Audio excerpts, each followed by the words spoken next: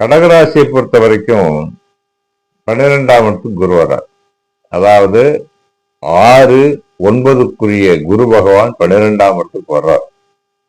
இவங்களுக்கு இயல்பாவே கொஞ்சம் சலனப்படக்கூடிய ராசி, கொஞ்சம் கவலைப்படக்கூடிய ராசி. சில பேர் தெம்பா இருப்பாங்க, தைரியமா இருப்பாங்க. ஏன்னா பிறந்த ஜாதகத்துல சந்திரன் எப்படி இருக்காரோ அதை பொறுத்து, குரு எப்படி இருக்காரோ அதை பொறுத்து தான். ஆக இவங்களுக்கு என்ன பிரச்சனை வரும்னு கேட்டீங்கன்னா, கடன் அதிகமா வாங்கக்கூடாது. பேப்பர்ஸ்ல கையெழுத்து போடும்போது எச்சரிக்கையா பார்த்து போடணும். பேங்க்ல போய் கடன் வாங்கும் போது எச்சரிக்கையா கையெழுத்து பார்த்து போடணும். புதிய நபர்கள்ட்ட எச்சரிக்கையா இருக்கணும். நான் கடன் வாங்கி தரேன், நான் லோன் வாங்கி தரேன், நான் அதை பண்ணித்தரேன், இதை பண்ணித்தரேன்னு சொல்லி அந்த விஷயத்துல கொஞ்சம் எச்சரிக்கையா இருக்கணும். ஏமாறதுக்கு வாய்ப்பு இருக்கு. ஏற்கனவே 2-3 வருஷமாவே கொஞ்சம் பிரச்சனைகள் இருக்கிறவங்க புதுசா சில சிக்கல்ல சிக்கிக்காதீங்க, பாத்துங்க. ஆனா 12ஆம் இடத்துக்கு வரக்கூடிய குரு சுப செலவுகளை செய்ய வைப்பார். சில பேரை புதுசா தொழில் ஆரம்பிக்க வைப்பார், விசிட்டிங் கார்டு அடிக்க வைப்பார், புதிய லப்பர் பேண்ட் அடிச்சு சிக்னல் வச்சு கையெழுத்து போற நிலைமைக்கெல்லாம் ஒசுக்கி விடுவார். இதெல்லாம் அந்த குரு செய்வார். யாருக்குன்னு பாத்தீங்கன்னாக்கா மேக்சிமம் பெண்களுக்கு. ஆண்களுக்கு என்னன்னு கேட்டீங்கன்னாக்கா தைரியமா வெளியில போவாங்க, வருவாங்க, எல்லாம் பார்ப்பாங்க. 12ஆம் இடத்துக்கு குருவங்கனால சுபச்செலவு நிறைய வாங்குவாங்க. சுபச்செலவுக்கு வாங்கக்கூடிய பணம் சுபச்செலவு மட்டும்தான் பண்ணணும், வேற எதுவும் செய்யக்கூடாது. புதுசா எதுவும் பண்ணும்போது பக்கத்துல இருக்க உங்க ஜோசியத்தை கேட்டுட்டு பண்ணுங்க. ஏன்னா இந்த குரு பயிற்சி கொஞ்சம் வித்தியாசமான பயிற்சி தான். அதனால ஏன்னா ஒவ்வொரு வருஷமும் குரு பயிற்சி ஆகும்போது மற்ற கிரகங்கள் எங்க இருக்குது அப்படின்னு பார்த்து தான் பலன் சொல்லுவோம். அந்த வகையில பார்வை பாத்தீங்கன்னாக்க குரு பார்க்கக்கூடிய இடம் 6ஆம் இடம்,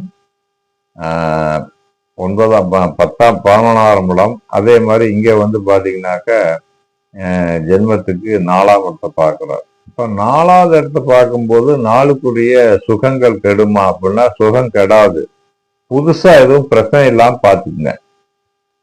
வாகனம் மூலம் சிக்கல் வராம பாத்துக்குங்க. வாகனங்கள் பெரிய வாகனம், கனரக வாகனங்கள் வச்சிருக்கவங்க, நான் உதாரணத்துக்கு ஒரு பெரிய புதுசா இப்பதான் கார் வாங்கினேன் அப்படிங்கிறவெல்லாம் பார்த்து வச்சுக்கோங்க.